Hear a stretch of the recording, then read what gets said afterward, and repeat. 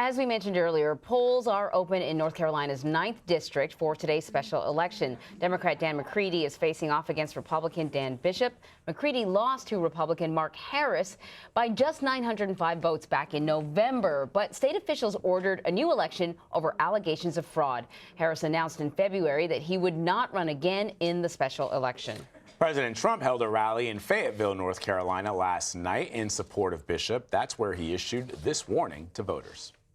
A vote for any Democrat in 2020 and a vote for any Democrat tomorrow in North Carolina is a vote for the rise of radical socialism and the destruction of the American dream. Really tough language there from Warren. What to expect from today's special election? Let's bring in Leslie Sanchez and Antjuan Seawright. Leslie is a CBS News contributor and Republican strategist. Antjuan is a CBSN political contributor and a Democratic strategist. He's also the CEO of Blueprint Strategy. Good to see you. Yes. So, all right, Leslie, let's start with you. Republicans have held this district since the 1960s, I believe.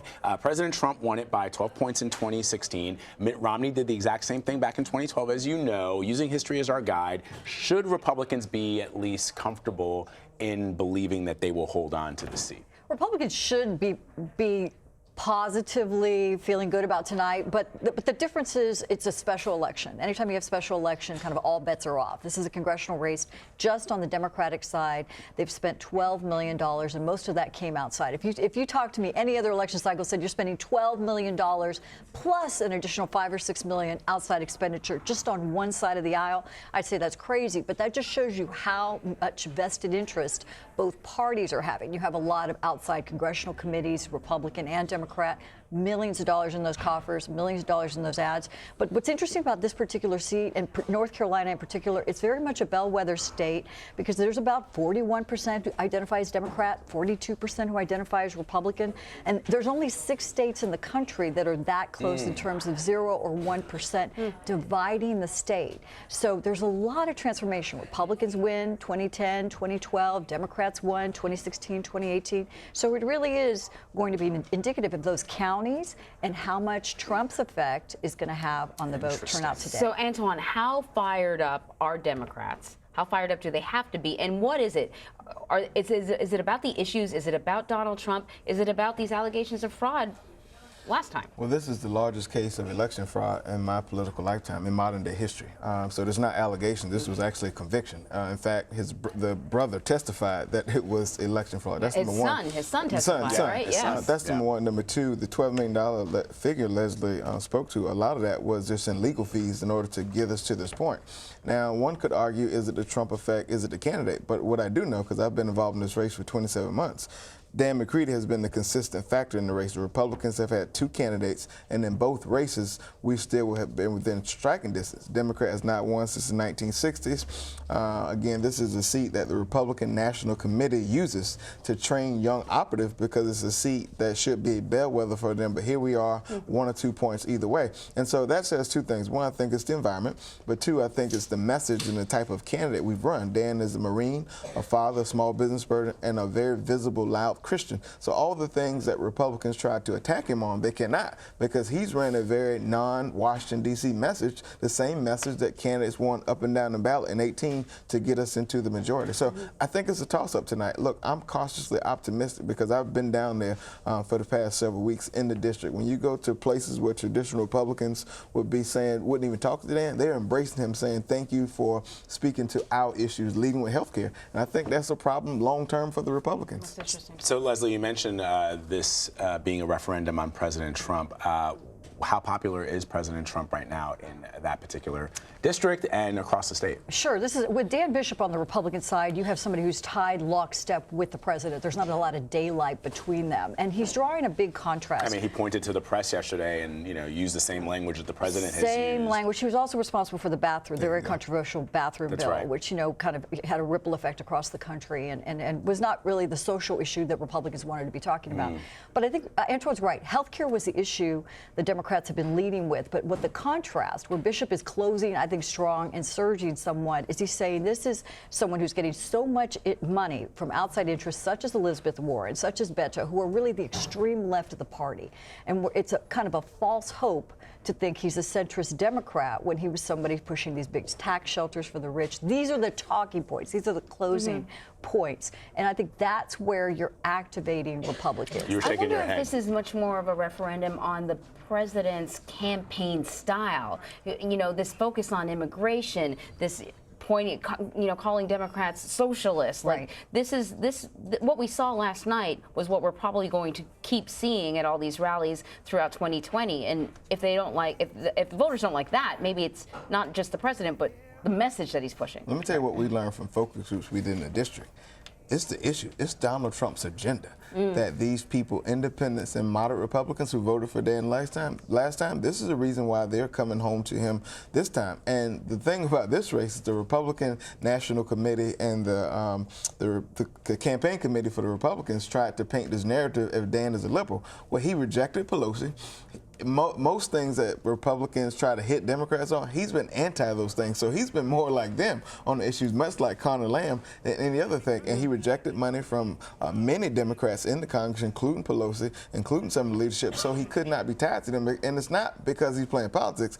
I know him personally. It's because of who he truly is. And so the narratives that the Republicans tried to paint him in the beginning, the people of North Carolina rejected because he stayed local and really made this about the local issues. And when you talk to people in North Carolina, lowering prescription drug prices, out-of-pocket health care costs, education, all those things, and those things that Dan Bishop was terrible on as a state senator, Dan McCready has been able to drive a wedge. The Dans. I know, the battle of the Dans today. So.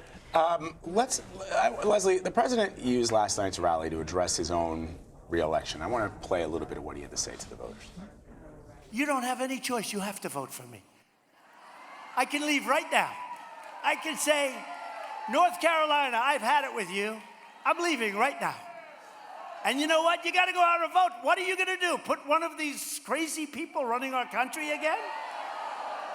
But it's never been so far left.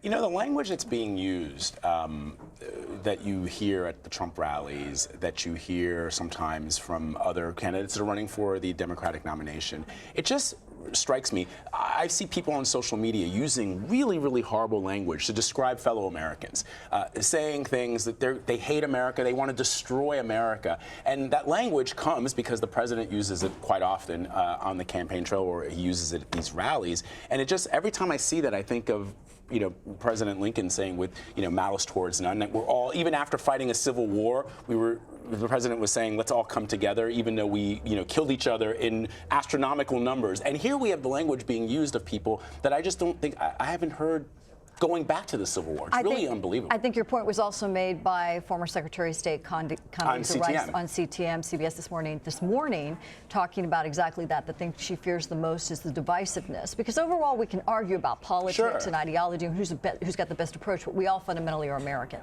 The president has a very divisive approach. There's a lot of base Republicans who don't agree with that, but they agree fundamentally in free markets, on promoting capitalism, and they feel that that is under attack. If I just heard former President George W. Bush talking about that, that's his biggest fear.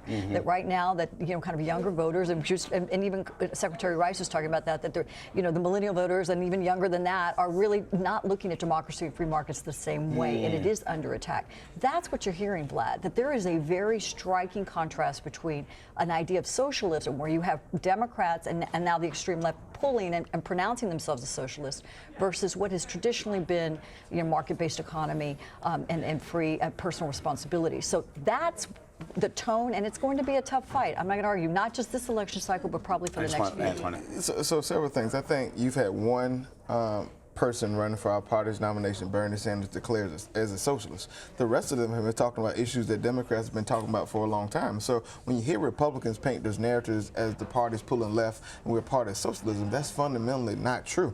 And if you look at this district, here you have a president who's attacking a Marine, Dan McCready, someone who signed up to serve this country after 9/11, finds Jesus Christ, doesn't apologize for being baptized about his faith, all the things that Republicans like to talk about. Here's Dan McCready, and you have the president last last night, making up lies about not wanting to protect the border, et cetera, when Dan was one of those people who went to sign up so that this country is protected. Forget about the border. With all due respect, no, you can't say, the president's not challenging, I don't believe, and I can't speak for him, the integrity of a veteran. And just because someone went to serve doesn't mean that they have the same idea on policy on border security. But he because has. The Democrats fundamentally have not supported base border security. I'm speaking to Dan McCready. He has, because, again, I've seen his ads and been a part of the process. He has, and so these attacks again. But I think it's a larger narrative. The fact is the Republican Party is moving so far to the right that they've forgotten about their old motto of country over party. Now it's party over country. And all you have to do is look at some of the language and ideas that they embrace from this president. And that's the unfortunate thing, because